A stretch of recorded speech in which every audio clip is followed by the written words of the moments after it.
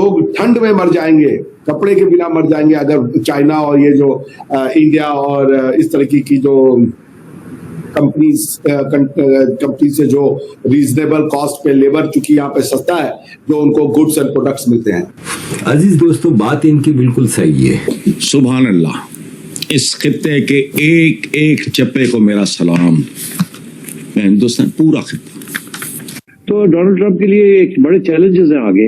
How he will deal with it I don't know. Bharat पर tariff लगाने की धमकी दे रहे हैं, तब यूरोप का एक देश ऐसा है जो भारत के साथ मजबूती के साथ खड़ा है, और वो देश कोई और नहीं बल्कि फ्रांस है। फ्रांस ने भी ये कह दिया तो मेरा ख्याल है ये तो बिल्कुल आगे बढ़ रहा है ना। सेकेंड जो न्यूज आया है कि जापान जो अमेरिकन एलाई है वो भारत के अंदर $68 बिलियन इन्वेस्ट करेगा for the next 10 years। Bharat का सदाबहार दोस्त रूस खुलकर भारत के साथ खड़ा हो गया और मार्केट एक्सेस ऑफर कर दिया, तो दूसरी तरफ चीन ने भी चौंकाते हुए भारत को जीरो टैरिफ मार्केट एक्सेस का ऑफर दे डाला है।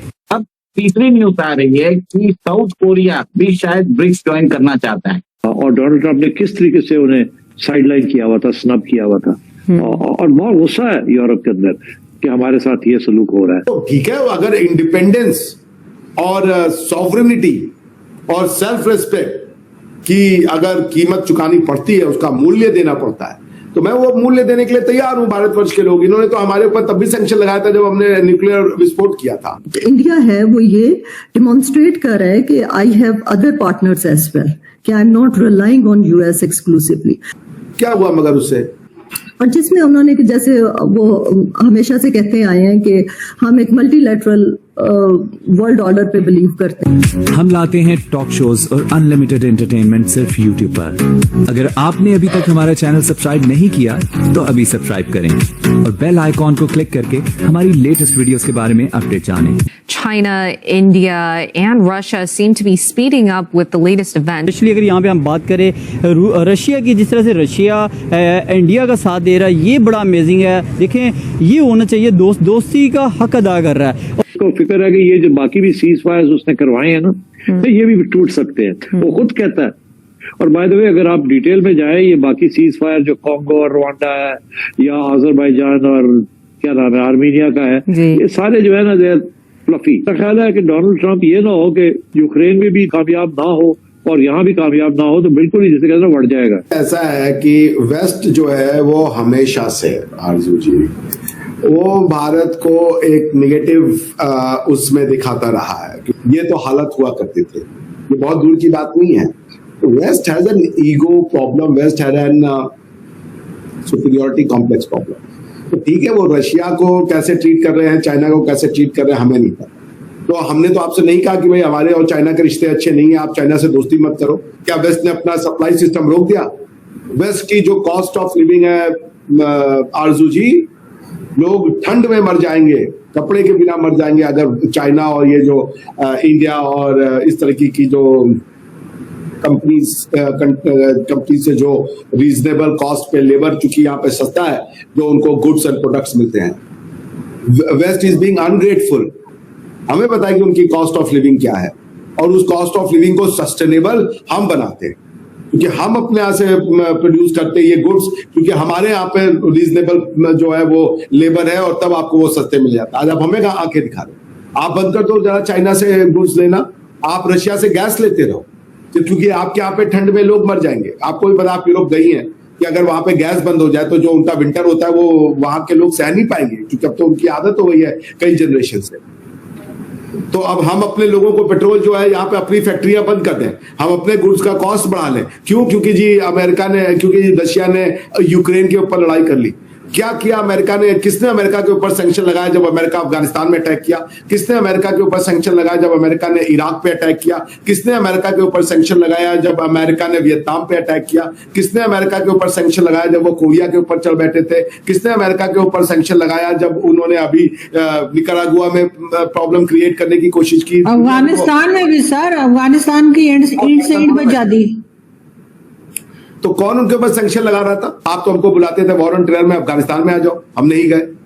आपने कहा क्वाड का मिलिटराइजेशन करो, हमने नहीं किया।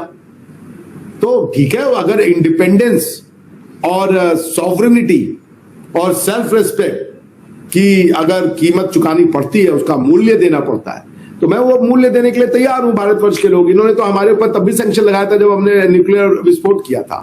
क्या हुआ मगर उससे? What is the achievement? आगे 2 साल बाद तो आपको करना ही पड़ना। आप इंडिया को इग्नोर कर दोगे क्या? आपने चाइना को भी बैन कर रखा था ITO, इंटरनेशनल ट्रेड ऑर्डर बनने के बाद। अंत में लाना पड़ा ना चाइना को। गया जमाना की जब वेस्ट वॉज द सेंटर। अगर आपको अभी भी ये कॉलोनियल हैंगओवर है, आप लोगों को उनके इंटरेस्ट के हिसाब से, भाई इंटरनेशनल रिलेशन लोगों के पर्सनल इंटरेस्ट है, एनर्जी हमारी नीड है। हम एक समय ग्रोइंग इकोनॉमी है, हमारा 10 साल आने वाला 20 साल बहुत क्रूशियल है। इंडिया को अगर 15-20 ट्रिलियन डॉलर इकोनॉमी बनना है तो हम अपने आप पे एनर्जी की कॉस्ट का राइज नहीं देख सकते। हम हर उस जगह पे जाएंगे तेल लेने जो हमें सस्ते में देगा। फ्रांस एक तरह से भारत के साथ अपनी जो इकोनॉमिक जो एक्टिविटीज है वो बढ़ाता जा रहा है।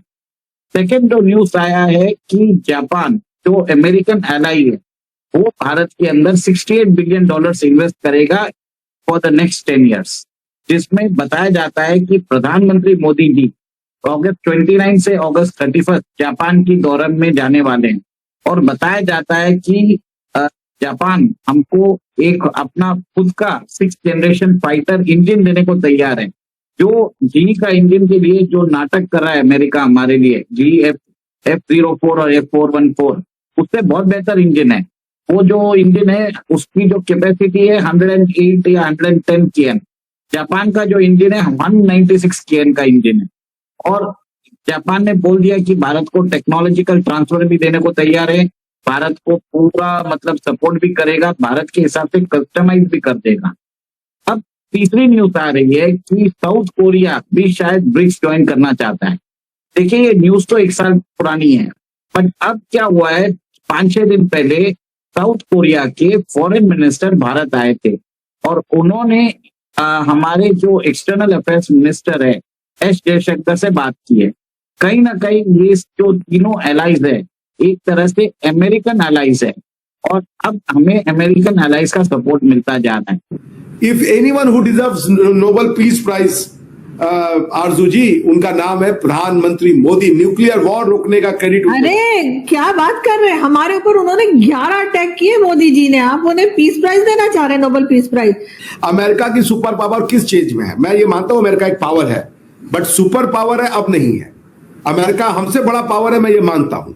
अब मिलिट्री शक्ति में मैं ये मानता हूं, टेक्नोलॉजिकली वो हमसे एडवांस है, मैं ये भी मानता हूं। लेकिन इसका ये मतलब नहीं कि आप मिलिटरीली अगर सुपर पावर है, टेक्नोलॉजिकली एडवांस है, तो आप हमसे हर उसमें आगे हैं। हमारे पास भी लोगों की शिक्षा दीक्षा में हम सुपर पावर है। We are producing one of the finest brain. आपकी जो समाज है उसमें इंडियन ब्रेन का कितना उपयोग होता है जाके देखिए। हम आपकी ये, लेकिन ये कही कि हम आपको सुपर पावर मान रहे हैं, इसका ये मतलब नहीं कि हम पावर नहीं, हम भी पावर है, हम भी नॉलेज का पावर हाउस है, हम भी नॉलेज का विजडम का पावर हाउस बनेंगे। अभी तो हम 1947 में हमने 700-800 साल क्रूरतम जो है समझ लीजिए हमने गुलामी फेस की है। जिस तरीके का सब्जुगेशन हमें किया गया बाहर से आकर के, हमारी लाइफस्टाइल को गलत 800 साल जिस कम्युनिटी को, जिस देश को, जिस सिविलाइजेशन को दबाया गया, पैरों से रौंदा गया, उसको समय तो लगेगा ना। हम तो सिर्फ 80 साल में खड़े हो गए। आरजू जी 80 साल में दुनिया की चौथी इकोनॉमी बन के दिखा दिया। इनके कहने के बावजूद, इनके तो बाप दादा कह रहे थे कि इंग्लैंड अगर चला जाएगा यहां से तो इंडिया तो टूट जाएगा, बिखर जाएगा। इनके यहाँ पे जो है वो पॉलिटिशियन राज करेंगे जो कि गुंडे होते हैं। Goons will take over. इसी मोदी को आज जो है मैक्रोन साहब हो, चाहे ये स्टामर साहब हो, चाहे वो जर्मनी वाले हो, सभी ये कहते हैं कि भाई द लीडर अगर आज की डेट में कोई विश्व का, उनका नाम प्रधानमंत्री नरेंद्र दास मोदी है। तो आपको ये वीडियो कैसा लगा कमेंट बॉक्स में जरूर लिखिए। इस वीडियो को लाइक कीजिए, शेयर कीजिए, सब्सक्राइब करना ना भूलिए आपके चैनल EFC को। मिलते हैं अगली वीडियो में। जय हिंद।